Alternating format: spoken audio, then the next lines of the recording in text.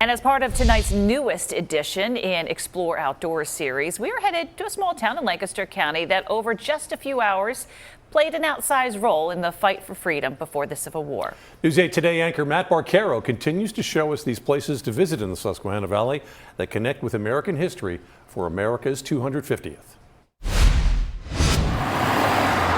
History can happen in the smallest of towns, and that's what happened here in Christiana, Lancaster County, the morning of September 11th, 1851, before the sun even rose. Started at 4 o'clock in the morning, and by daybreak, it was over.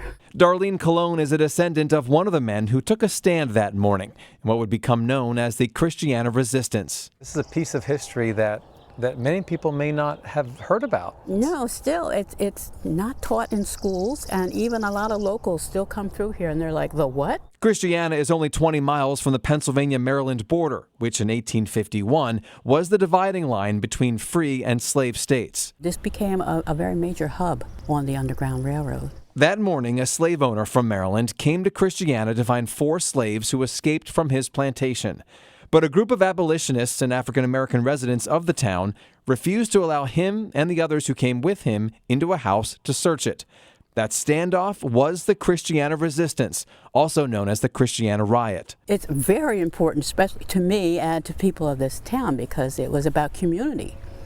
And this was a place at that time when community came together, and it wasn't about religion, it wasn't about race or culture, it was what was morally right. There's now an historical marker near the site where the house stood. This statue was put up in 1911 as a memorial to the 60th anniversary.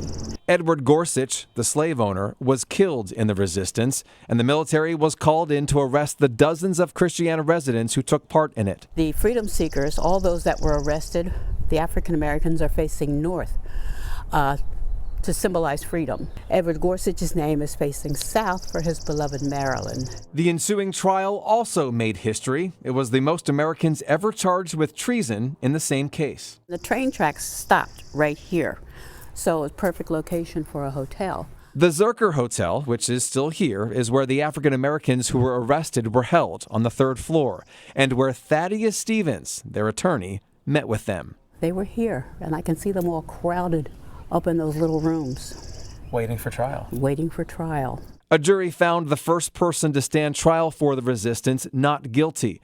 The charges then against everyone else were dropped. It brings up a sense of pride. So I'm like, yeah, we need to tell this story. And I want people to see this and to understand. And you can get a sense of this stand for freedom with a walk through town. Exploring outdoors in Christiana, Lancaster County, Matt Barcaro, WGAL News 8. And the Christiana Historical Society is still looking for descendants of those involved in the resistance.